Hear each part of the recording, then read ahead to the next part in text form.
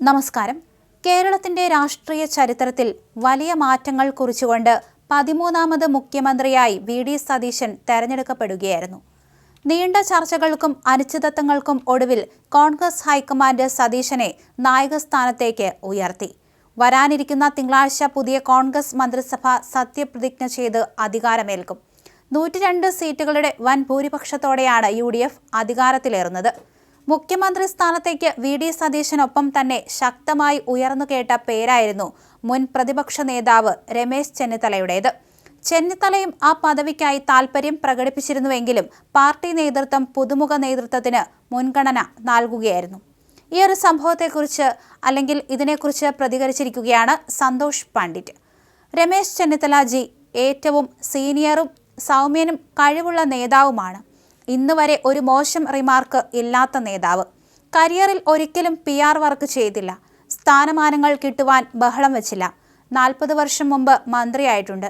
എത്രയോ കോൺഗ്രസ് മുഖ്യമന്ത്രിമാരുടെ കൂടെ കട്ടയ്ക്ക് വർക്ക് ചെയ്ത ജനനായകൻ. കൂടെ നല്ലൊരു പ്രതിപക്ഷ നേതാവ് എന്ന പേരുണ്ടാക്കിയെടുത്തയാൾ. ബ്രാക്കറ്റിൽ ചില ന്യൂജൻ പാൽക്കുപ്പികളുടെ അറിവിലേക്കായി ചുമ്മാ പറഞ്ഞെന്നേ ഉള്ളൂ. ബ്രാക്കറ്റ് അവസാനിക്കുന്നു. പാർട്ടി നിങ്ങളെ മുഖ്യമന്ത്രിയാക്കിയാലും ഇല്ലെങ്കിലും നിങ്ങൾ എന്നും ലക്ഷങ്ങളുടെ മനസ്സിൽ ഗ്രേറ്റ് ലീഡറാണ്, ഡിയർ കൂൾ എന്നായിരുന്നു സന്തോഷ് പണ്ഡിറ്റിന്റെ വാക്കുകൾ.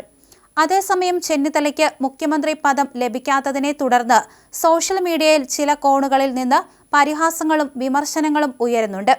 എന്നാൽ ഇത്തരം പരിഹാസങ്ങളെ തള്ളിക്കളഞ്ഞും രമേശ് ചെന്നിത്തലയെ പിന്തുണച്ചും രംഗത്തെത്തിയിരിക്കുകയായിരുന്നു നടൻ സന്തോഷ് പണ്ഡിറ്റ് ചെയ്തത്. തന്റെ രാഷ്ട്രീയ ജീവിതത്തിൽ ഇന്നുവരെ ഒരു മോശം റിമാർക്കും ഏൽപ്പിക്കാത്ത നേതാവാണ് അദ്ദേഹമെന്നും സ്ഥാനമാനങ്ങൾക്കായി അദ്ദേഹം ബഹളം വയ്ക്കുകയോ PR വർക്ക് നടത്തുകയോ ചെയ്തിട്ടില്ലെന്നും പണ്ഡിറ്റ് ഫേസ്ബുക്കിൽ കുറിച്ചു.